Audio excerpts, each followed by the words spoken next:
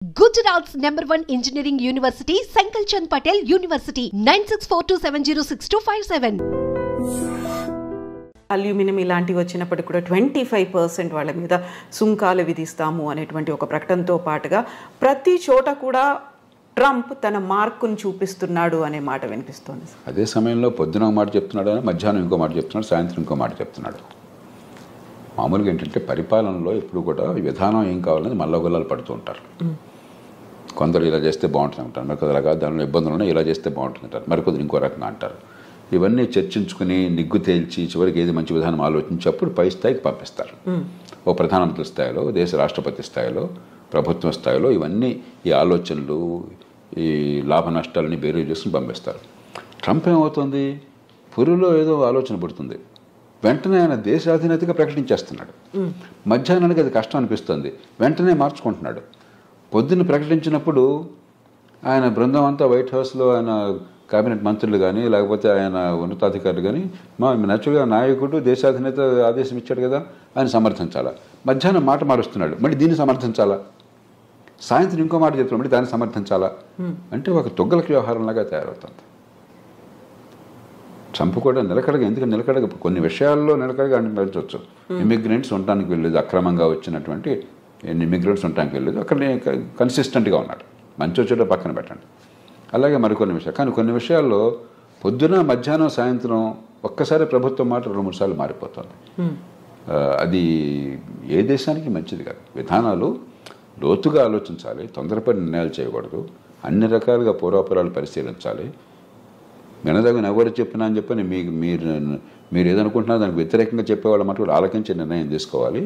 తీసుకున్నాక నిలకడగా ఉండాలి. ఇప్పుడు ఆలోచించకుండా తొందరపడి నిర్ణయాలు, నిలకడ లేకుండా వెనక్కి వెళ్ళటం జరుగుతుంది. ఇప్పుడు జన్మతః పౌరసత్వం రద్దుకు సంబంధించి చేసినటువంటి అనౌన్స్మెంట్ అది ఏ దిశలో ముందుకెళ్తుంది అనుకుంటున్నారు సార్? అది జరగదు. ఆ దేశంలో కోర్టులు అంగీకరించవు, ఆ దేశంలో రాజ్యాంగం ఒప్పుకోదు.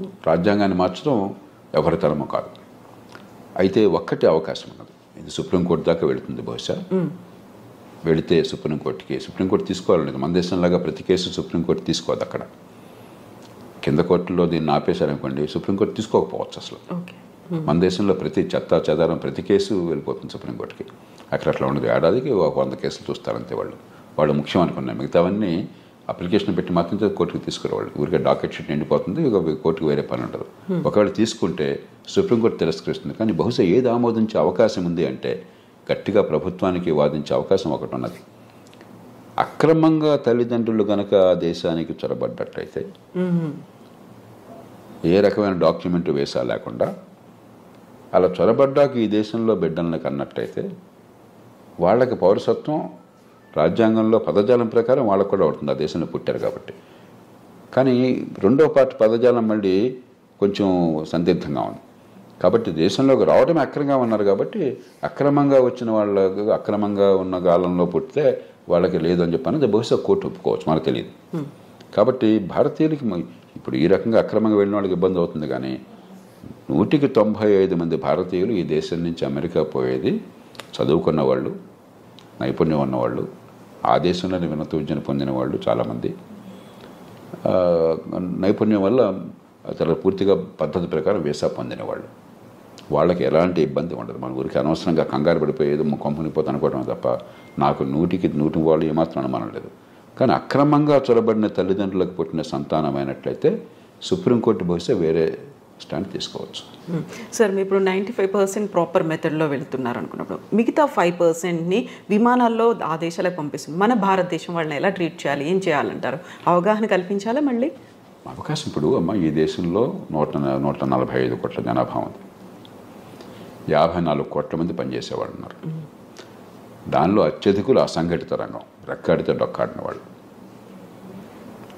రేపు పొద్దున భోజనం ఎక్కడ దొరుకుతుందో తెలియని వాళ్ళు. కాబట్టి మన దేశంలో వాళ్ళేదో అక్రమ ఖర్చు పెట్టి అమెరికా వెళ్ళారు కాబట్టి వాళ్ళని ప్రత్యేకంగా నెత్తినెక్కించుకోవడం సాధ్యం కాదు. అందరి పౌరులతో సమానం. ఈ దేశంలో అందరికీ ఏ ప్రయత్నాలు చేయగలుగుతాం మనకున్న వనరులతో, మనకున్న పరిస్థితుల్లో, మనకున్న అవకాశాలతో ఆ ప్రయత్నాలు వాళ్ళకి చేస్తాం తప్పితే వీళ్ళని ప్రత్యేకంగా నెత్తిన పెట్టుకోవడం నేను చెప్పిన మాట గుర్తుంచకపోవచ్చు. ఎందుకంటే మన దేశంలో 2 రోజులు కొంచెం ప్రచారంలోకి వస్తే అది ప్రపంచంలో మోస్ట్ ఇంపార్టెంట్ ఇష్యూ. అంటే భారతదేశంలో ఈ కోటాను కోట్ల మంది భవిష్యత్తు అక్కర్లేదా మనకి? కాబట్టి ఖచ్చితంగా ఈ దేశంలో ఉన్న మేరకు ఆ పరిస్థితులను బట్టి అవకాశాలు ఉంటాయి. అక్కడి నుంచి వచ్చేవాళ్ళు మరి ఇంకోటి గమనించండి, అత్యధికులు లక్షలాది రూపాయలు ఖర్చు పెట్టి వెళ్ళిన వాళ్ళు. కాబట్టి వాళ్ళు కొంత సొంతంగా బతకగల వాళ్ళు, బతకలేని వాళ్ళు కాదు. అందులో మనం చర్చ చేసినప్పుడు కూడా పత్రికల్లో కానీ టీవీల్లో కానీ ఇదేది మిడిల్ ఈస్ట్ అనుకోండి, అక్కడికి వెళ్ళిన వాళ్ళు అత్యధికులు, కొందరు బాగా నైపుణ్యం ఉన్నవాళ్ళే, మిగతా వాళ్ళు పాపం కాయ కష్టం చేయడం కోసం వెళ్ళిన వాళ్ళు. అది ఇది ఒకటి కాదు. అంచేత మనం ఖచ్చితంగా సానుభూతి చూపెట్టాలి. అంతేగాని మిగతా అన్ని వదిలేసి వీళ్ళ కోసం ప్రత్యేకంగా ప్రభుత్వాలు చేయమంటే మిగతా ప్రజలంతా ఏంటి? ఈ దేశంలో ఒక భేద దేశం, కోటాను కోట్ల మంది అసంఘటితంగా ఉన్నారు. 185-90 మంది నెల జీతం లేనటువంటి కష్టపడి పనిచేస్తున్న వాళ్ళు, రెక్కాడి దగ్గర డొక్కాడిన వాళ్ళు. అందరి సంగతి పట్టించుకోవాలి ప్రభుత్వం, అందరితో పాటు తప్ప అందరికంటే ఎక్కువగా నెత్తిన పెట్టుకోవడం సాధ్యమూ కాదు, అవసరమూ లేదు. సో ఇప్పుడు మోదీ విజిట్ అనేది ఉంది సార్, రెండోసారి రాష్ట్రపతి అయిన తర్వాత వెరీ ఫస్ట్ టైం మీట్ అనేది ఉంది. ఏం జరుగుతుంది సార్, ఏమేమి ఎక్స్పెక్ట్ చేయొచ్చు మనం? ఇప్పుడు 3 విషయాలు. ఒకటి, ఇవన్నీ పక్కన పెడితే పార్టీ ఏదన్నా ఒకటి అమెరికాలో భారత్కి అమెరికాకి చాలా విషయాల్లో ఏకాభిప్రాయం ఉన్నది, ఉమ్మడి ప్రయోజనాలు ఉన్నాయి. అందుకనే వ్యూహాత్మకమైన ఒప్పందం, స్ట్రాటజిక్ అలయన్స్ అంటున్నాం. ఎందుకంటే చైనా పెద్ద భూతంలా కనిపిస్తుంది, వాళ్ళకి భూతం మనకి భూతం వివిధ కారణాల వల్ల. ఆ నేపథ్యంలో దాన్ని మరింత సంఘటితం చేయడం, బలోపేతం చేయడం. రెండోది, ఇవన్నీ ఒక రకంగా చిన్న చిన్న సమస్యలు, పెద్ద సమస్యలు కాదు. మనకేదో పేపర్లో హెడ్లైన్ వచ్చింది కాబట్టి అనిపిస్తుంది, కానీ ఒక 10,000 మంది 20,000 మంది అక్రమంగా చొరపడిన వాళ్ళని తిరిగి పంపించడం అనేది లార్జర్ కాంటెక్స్ట్లో చాలా చిన్న సమస్య. అమెరికాలో బహుశా 50 లక్షల మంది భారతీయులు ఉన్నారు. 10,000 మంది 15,000 మంది లెక్క ఏంటి అసలు? వాళ్ళంతా అధికారికంగా చట్టబద్ధంగా దేశాలతో వెళ్ళిన వాళ్ళు. కానీ ఇలాంటి చిన్న చిన్న ఉంటాయి. ఇవన్నీ కూడా పరిష్కారం ఉభయతారకంగా కొంత ప్రయత్నం చేయడం. కానీ కీలకమైనది ఏంటంటే వాణిజ్యం, అంతర్జాతీయ వాణిజ్యం. భారతదేశానికి అమెరికాతో మిగులు ఉన్నది, కానీ పెద్ద మిగులు లేదు.